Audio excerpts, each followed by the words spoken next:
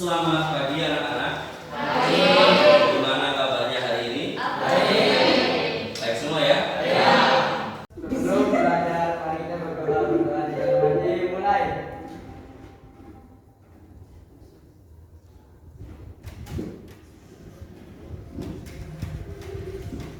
Berdoa selesai. Oke, terima kasih. Hari ini hadir semua. Hadir semua ya? Oke.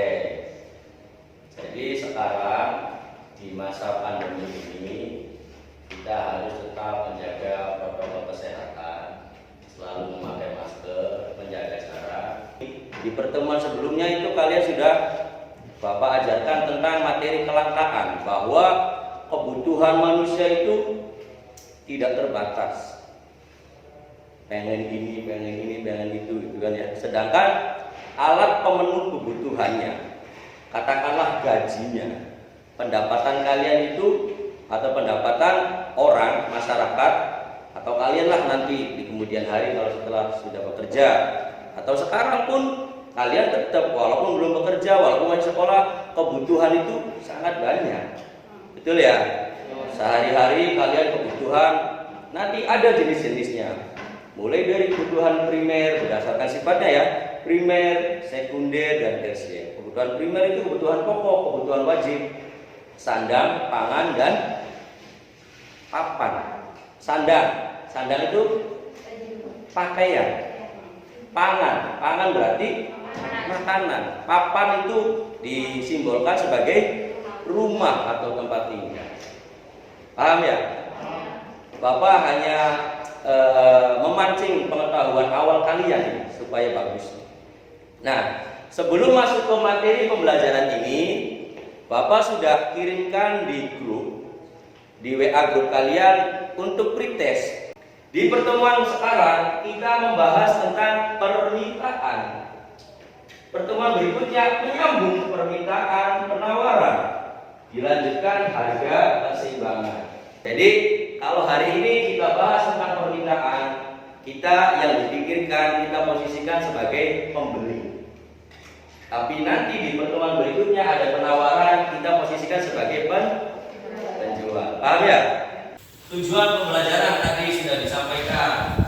Dapat mendeskripsikan pengertian permintaan. Terus menemukan faktor-faktor yang mempengaruhi permintaan. Menjelaskan hukum permintaan. Nanti ada hukum permintaan, ada hukum penawaran. Kemudian menguraikan fungsi permintaan, menggambarkan kurva permintaan dan menganalisis perubahan kurva. Permintaan adalah jumlah barang atau jasa yang ingin dibeli dalam berbagai tingkat harga dalam waktu dan pasar tertentu. Harga barang yang bersangkutan.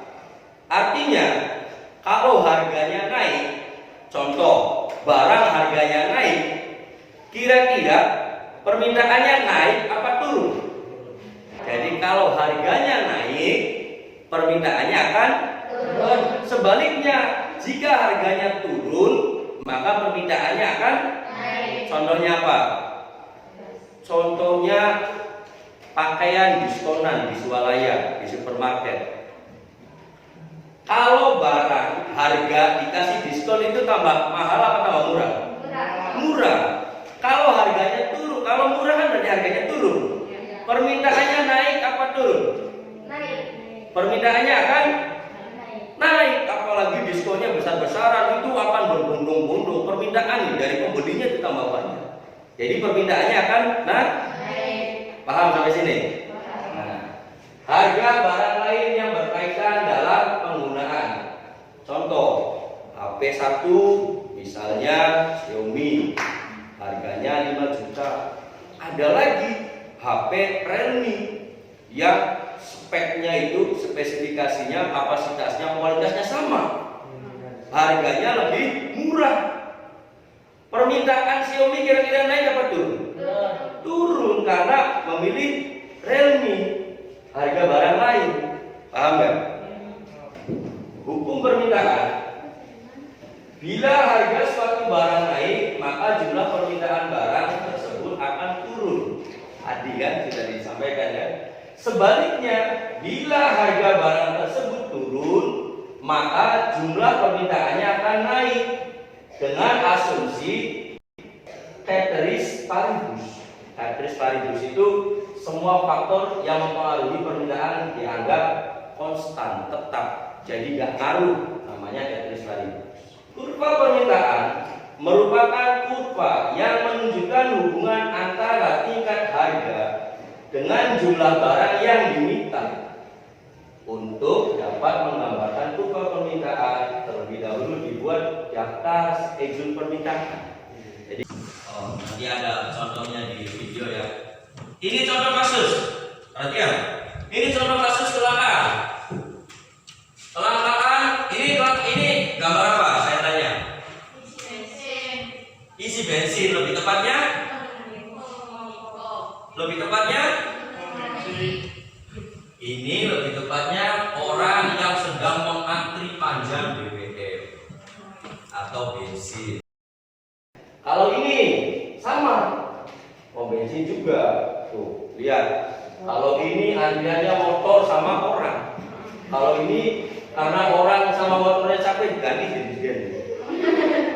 Sama intinya sih kelangkaan karena jumlah bensinnya itu berkurang, mengalami keterlambatan atau kelangkaan.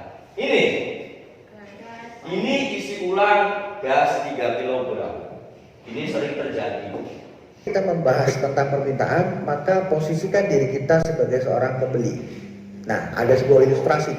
Perhatikan tugasnya. Berdasarkan penjelasan tentang hukum permintaan dan kurva permintaan tadi, coba kalian simpulkan apa saja ciri-ciri dari kurva permintaan. Untuk video kedua, ini jadi bahan diskusi kalian. Bapak sudah buat kalian kelompok, 2 kelompok, kelompok 1, kelompok 2. Tadi sudah dijelaskan juga kasus 1, kelompok 1. Diskusikan hasilnya, nanti perwakilan dari kelompok kalian akan mempresentasikan. Setelah melihat video, nanti Bapak kasih waktu kalian diskusi 5 menit. Itu harus sudah dapat hasil kesimpulan diskusinya, nanti dipresentasikan. Pemirsa, pasca perayaan Hari Raya Idul Fitri, kasus COVID-19 semakin tinggi di tanah air, salah satunya di wilayah DKI Jakarta. Segala kebutuhan medis pun meningkat, salah satunya yang terlihat di Pasar Pramuka Matraman, Jakarta Timur mengalami kenaikan daya beli masyarakat sebanyak 40 hingga 50%. Pada bulan Ramadan, terlebih nanti mendekati Hari Raya Idul Fitri, permintaan akan kebutuhan pokok mengalami kenaikan. Hal ini sering dimanfaatkan oleh beberapa pihak untuk mengeruk keuntungan sebanyak-banyaknya.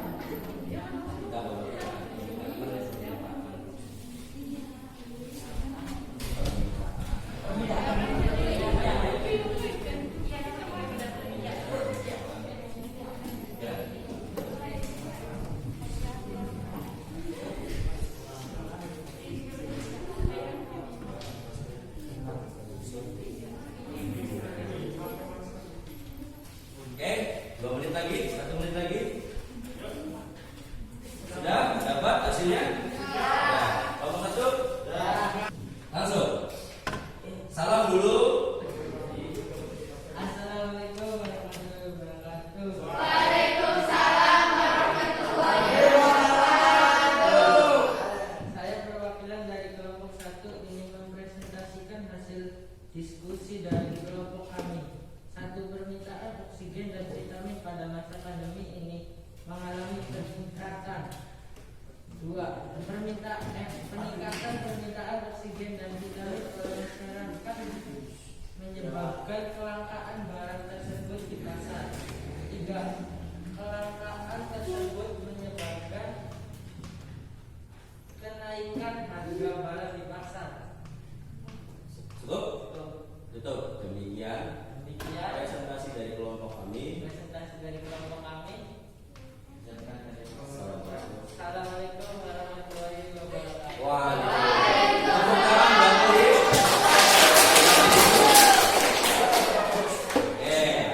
Kita tanggapi dulu ya. Jadi hasil diskusi kesimpulan dari kelompok 1 tentang kasus 1 itu, yang kelompok 2 juga melihat kasusnya bagaimana.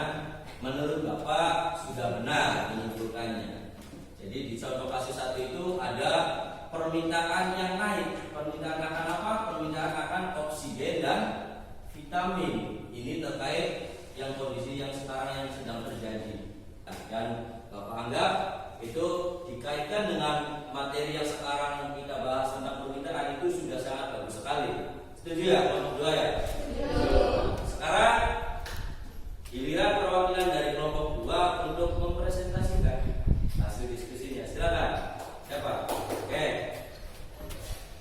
Seperti biasa dibuka dengan salam dulu, kemudian silakan sampaikan hasil diskusinya. Assalamualaikum warahmatullahi wabarakatuh. Saya perwakilan dari kelompok 2 ingin mempresentasikan hasil diskusi dari kelompok kami. 1. Permintaan bahan pokok menjelang lebaran mengalami kenaikan. 2. Meningkatnya permintaan dikarenakan konsumen ingin memenuhi kebutuhan. 3. Kondisi demikian dapat mengendalikan harga bahan pokok di pasar. Demikian, terima kasih. Assalamualaikum warahmatullahi wabarakatuh. Waalaikumsalam. Oke. Hari ini Bapak sangat bangga sama kalian. Kalian sudah bisa membuat diskusi yang baik. Setelah membuat diskusi yang baik atau melakukan diskusi yang baik, ada perwakilan kelompok yang mempresentasikan dan hasilnya juga baik. Artinya tepat sasaran. Apa yang Bapak harapkan untuk pembelajaran kali ini kalian sudah memahami. Nah, setelah hasil diskusi kelompok kalian bisa disimpulkan dari materi kita hari ini bahwa permintaan itu adalah jumlah barang atau jasa yang diminta oleh konsumen atau pembeli. Nah, dengan faktor-faktornya yang tadi sudah dijelaskan, dengan contoh kasusnya, kasus yang pertama tentang permintaan naik terhadap barang apa tadi? Oksigen dan vitamin. Kasus kedua, permintaan naik bahan pokok. Kalau bahan pokok ini sebelum masa pandemi juga setiap tahun. Setelah hasil diskusi kelompok kalian bisa disimpulkan dari materi kita hari ini bahwa permintaan itu adalah jumlah barang atau jasa yang diminta oleh konsumen atau pembeli. Nah, dengan faktor-faktornya yang tadi sudah dijelaskan, dengan contoh kasusnya, kasus yang pertama tentang permintaan naik terhadap barang apa tadi? Oksigen dan vitamin. Kasus kedua, permintaan naik bahan pokok. Kalau bahan pokok ini sebelum masa pandemi juga setiap tahun. Jadi itu untuk pembelajaran kita hari ini. Di pertemuan berikutnya kita bahas tentang penawaran. Tadi di peta konsep kita bahas setelah permintaan, kita bahas tentang penawaran. Permintaan dari pembeli kita posisikan sebagai pembeli, konsumen.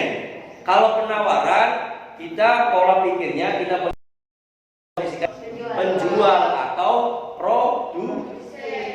Paham ya sampai sini ya?